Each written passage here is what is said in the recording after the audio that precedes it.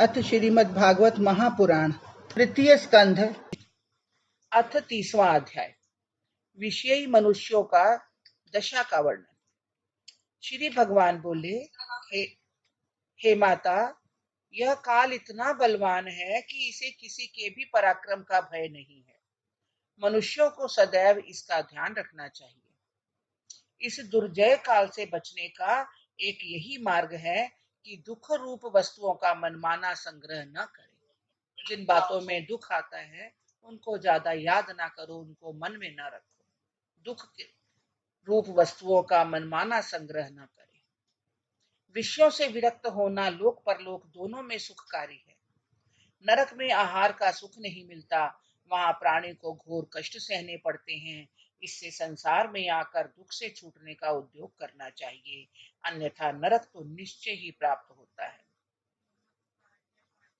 जीवन भर वह जीविका के लिए और स्त्री पुत्र आदि के लिए अनियम करता है और लोभ आदि के कारण वास्तविक लाभ नहीं उठाता, और जीविका तो कभी स्थिर रहती ही नहीं। हतभागी के सभी उद्यम व्यर्थ होते हैं।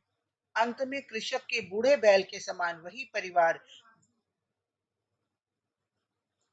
जिसके पोषण में वह जीवन खपाता है, वह वृद्ध होने पर उसका तिरस्कार करते हैं, और मृत्यु के निकट पहुंचते हुए भी वह उनसे वैराग्य नहीं करता और दौड़कर उन्हीं के बच्चों को चूमता चाटता और उन्हीं को देख देख कर सुखी होता रहता है।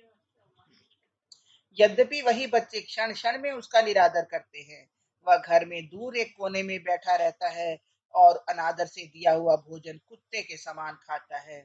जब काल उसे अपने पास में बांध लेता है तब उसकी मृत्यु हो जाती है। तब कुटुंबी रोने लगते हैं। यमलोक के कष्टों का तो कहना ही क्या है। इस प्रकार जो दिन रात केवल कुटुंब के ही पालन में लगा रहकर अपने वास्तविक कर्म को भूल जाता है, उसे यहाँ और वहां दोनों स्थानों में नरक भोगना पड़ता है। कुटुंबी तो यही रह जाते हैं, किंतु उस जीवात्मा को पापों के फल भोगने के लिए यमराज के यहाँ जाना ही पड़ता है, और ये उसके कुटुंबी उसके पीछे भी सहायक नहीं होते।